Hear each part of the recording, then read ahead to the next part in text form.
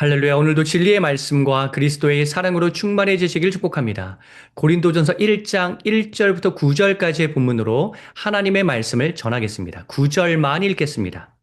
너희를 불러 그의 아들 예수 그리스도 우리 주와 더불어 교제하게 하시는 하나님은 미쁘시도다. 아멘.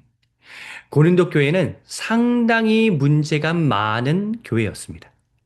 앞으로 계속해서 살펴보겠지만 크게 분류하자면 1장부터 4장까지는 사회적 분열의 문제, 5장부터 7장까지는 성적 타락의 문제, 8장부터 16장까지는 영적 혼탁의 문제가 있었습니다.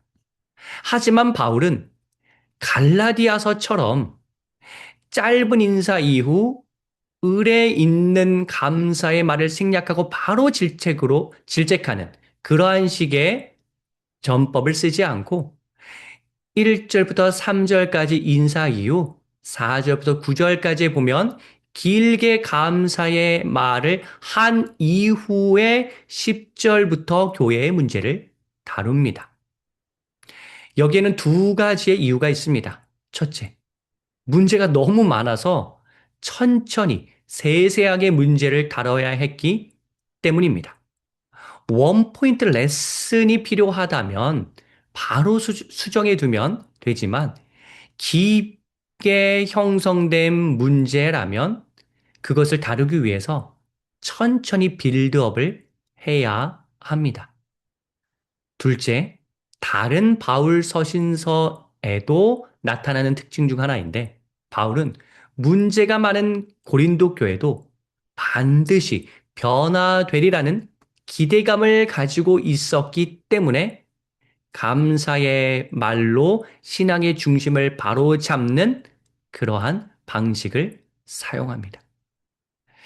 비록 고린도 교회는 문제투성이었지만 오늘 본문에는 바울의 됨됨이가 드러나는데 이러한 바울의 신앙적 됨됨이를 통해서 앞으로 고린도 교회가 어떠한 마음 자세로 이 모든 문제를 타개해 나가야 할지 청사진을 보여주는 역할을 오늘 이 서두의 내용이 합니다. 문제가 크면 클수록 해결자가 더 돋보이듯이 여러 문제에 봉착해 있는 고린도 교회에 전하는 이 메시지의 서두는 바울이 얼마나 사도로서 충분한 자질을 지니고 있는지를 드러내기도 하며 고린도 교회의 신앙 중심을 잡는 역할을 하기도 합니다. 오늘 본문에 보면 우리가 어떠한 신앙적 인식을 가져야 하는지를 총 네 가지로 정리해 볼 수 있는데 이 네 가지는 우리가 가져야 할 신앙의 기본기이며 고린도 교회 및 문제가 있는 교회가 바로 잡아야 할 신앙의 기초에 해당하기에 귀담아 들어야 합니다. 첫째, 사명감입니다. 1절, 2절에는 바울의 투철한 사명감이 느껴집니다.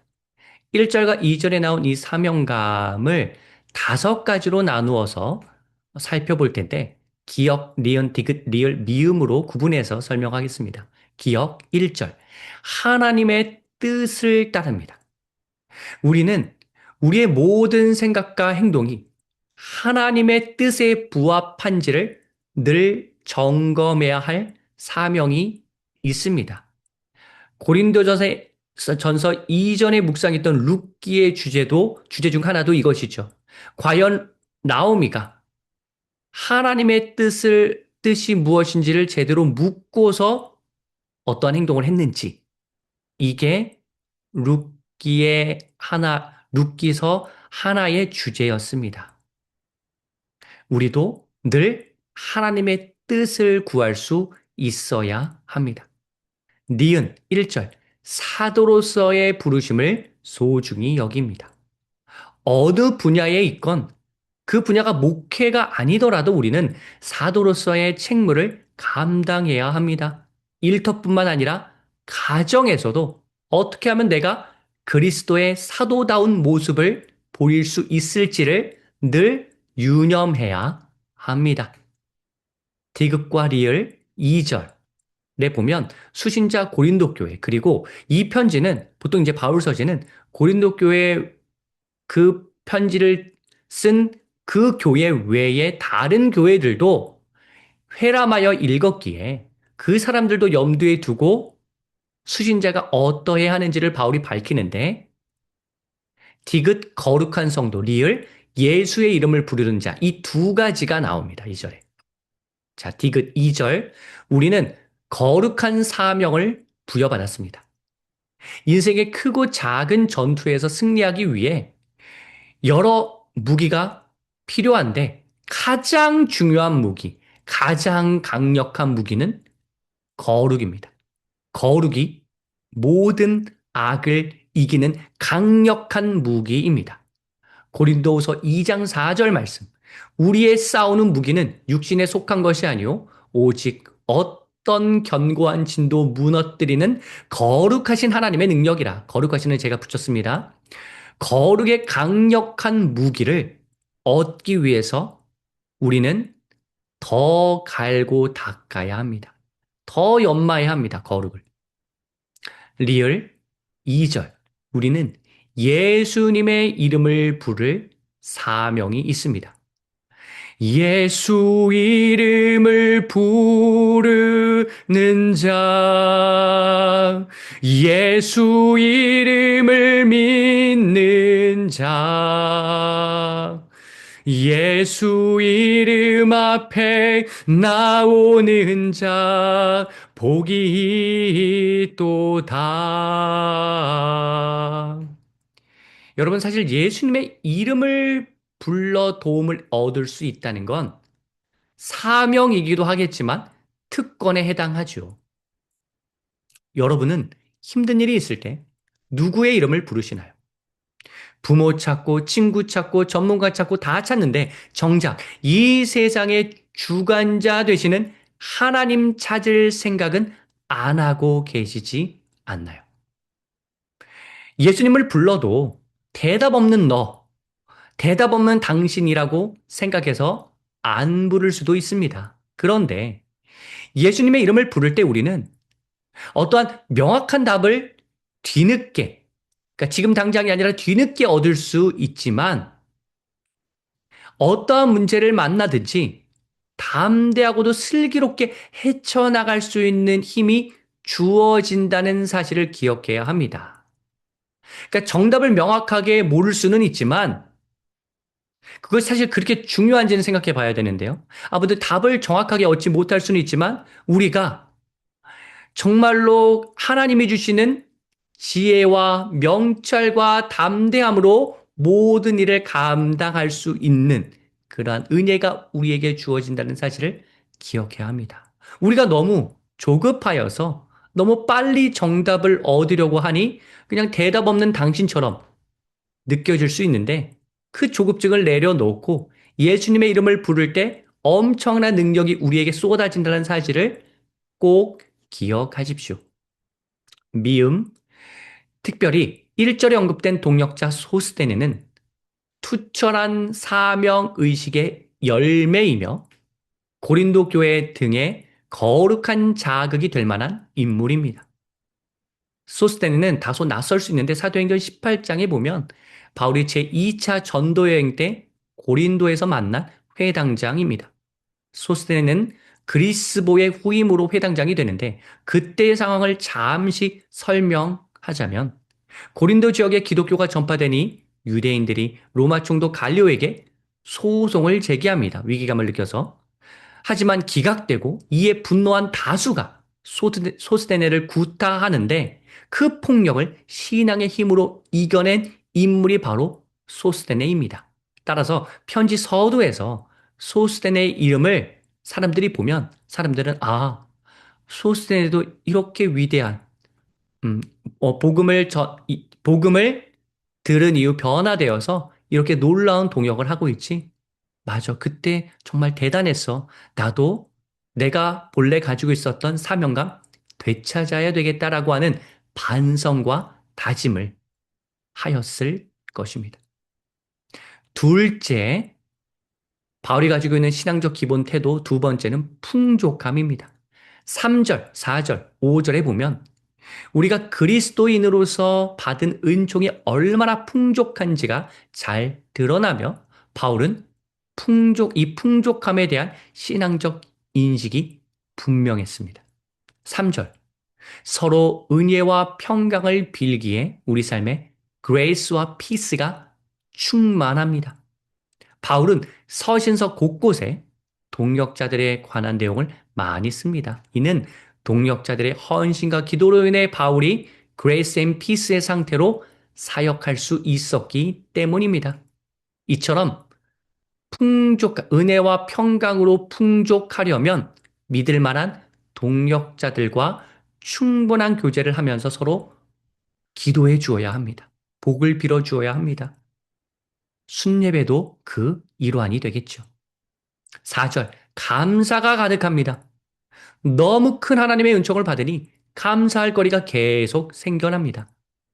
감사는 멀티플라이 기능이 있어서 감사를 고백하면 고백할수록 그 감사가 배가 되는 현상이 일어납니다.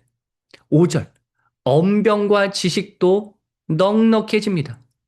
모세가 말주변이 없었지만 하나님의 능력으로 인해 뛰어난 언변의 능력을 갖게 되었습니다. 솔로몬의 지식의 근원은 하나님입니다. 하나님을 떠나니 지식도 사라졌습니다. 여러분의 기본 재능에 이 언변과 지식이 없을 수 있습니다. 하지만 하나님이 여러분을 사용하기 원하신다면 뛰어난 언변과 지식을 소유하게 만드실 것입니다. 언변 측면에서 한 가지만 언급하자면 태생적으로 말재주가 뛰어난 사람이 있을 수 있습니다. 하지만 말재주와 말의 권위는 다릅니다.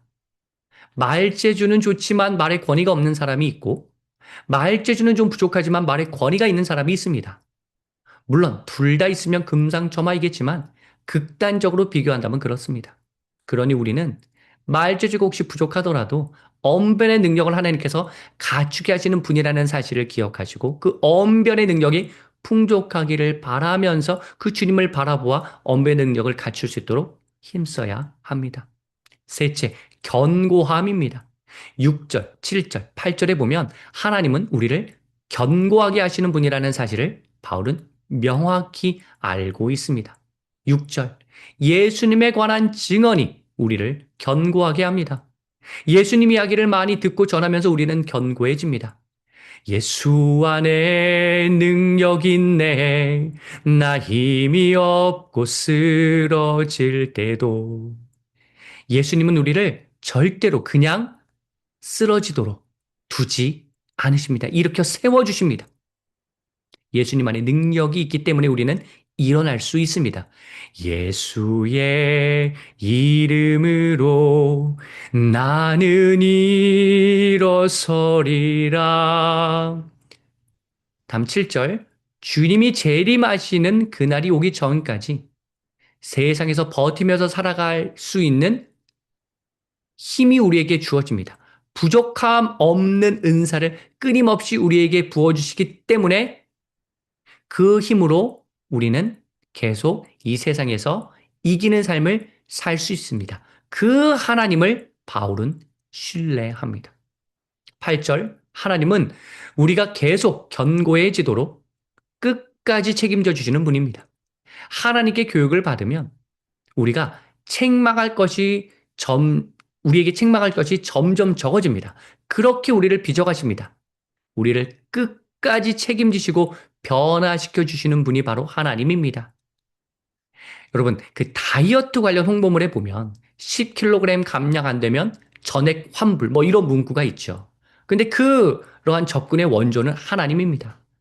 여러분, 하나님이 교육하셔서 변하지 않는 사람은 존재하지 않습니다. 우리가 교육의 자리, 하나님 교육의 자리에 날마다 빠지지 않고 간다면 반드시 변화가 일어납니다. 결석하니까 변화가 일어나지 않는 것이지 충실히 출석해 보십시오. 변하지 않는 사람 없습니다. 끝으로 넷째, 교제함입니다. 9절, 하나님은 우리가 예수님과 교제하도록 연결해 주셨습니다. 예수님의 십자가를 통해 하나님과 연결되었다는 설명도 맞는데 그 예수님을 만나도록 하나님이 예수님을 이 땅에 보내주셨기 때문에 하나님은 예수님과 우리 사이에서 연결고리 역할을 하신 분이라는 설명도 맞겠죠. 예수님과의 교제가 중요한 까닭은 구원의 확신이 생기기 때문입니다. 내가 구원받았다는 확신이 있으면 삶을 좀 더 긍정적으로 보게 됩니다. 세상의 성공도 하나님을 위해 필요할 수 있지만 좀 잘 되지 않더라도 구원의 확신이 있으면 좀 여유가 생깁니다. 그리고 예수님과의 교제가 주는 기쁨이 있기 때문에 그 기쁨은 어떠한 기쁨으로도 채울 수 없는 최상의 기쁨이기 때문에 그것으로 이 만족할 수 있는 측면도 있습니다. 여러분, 만일 가정을 사랑하신다면 배우자와 보내는 시간, 자녀들과 함께 하는 시간이 너무 소중하고 좋고 기뻐서 그 함께 보내는 시간으로도 충분하고 기쁨이 차올라서 이런 생각을 하지 않습니까? 다른 어떠한 기쁨과도 비교할 수 없구나. 이와 마찬가지로 예수님과의 교제가 그렇습니다. 말씀과 기도로 주님과 교제할 때 세상이 줄 수 없는 평강과 기쁨을 누리기 때문에 이 교제가 우리의 기쁨을 충만하게 하여서 그 교제의 힘으로 어떤 문제가 있더라도 우리는 극복할 수 있고 이겨낼 수 있는 것입니다. 사랑하는 성도 여러분, 비록 고린도 교회에 문제가 많았지만 사도 바울은 자기 신앙의 모습을 서두에 소개하면서 사명감, 풍족함, 견고함, 교제함 이렇게 네 가지가 교회의 모든 문제 해결의 키라고 이 네 가지가 우리 안에 충만하면 어떠한 문제가 있더라도 돌파할 수 있다고, 극복할 수 있다고, 이겨낼 수 있다고 강한 확신을 고린도 교회 성도들에게 심어주고 있습니다. 우리 역시 오늘 본문에 언급된 이 네 가지를 마음에 새기면서 우리가 속한 공동체에 있는 문제 상황을 잘 돌파해가는 은혜 누리시길 주님의 이름으로 간절히 축복합니다. 앞으로 고린도 교회의 문제가 무엇이 있었는지, 또 바울은 어떠한 교훈을 주었는지를 살펴볼 텐데, 그 설교를 들으시면서 뭔가 좀 부족함이 느껴질 때는 오늘이 말씀, 서두에 해당하는 이 말씀을 다시 들으시면서 내가 놓치고 있는 신앙의 기본기가 무엇인지를 다시 한번 되뇌면서 하나님 이 문제 돌파의 기본기를 갖추게 만드는 이 말씀을 통하여서 또 다시 한번 내 삶을 점검해 보는 은혜 누리시기를 간절히 바라고 기원합니다.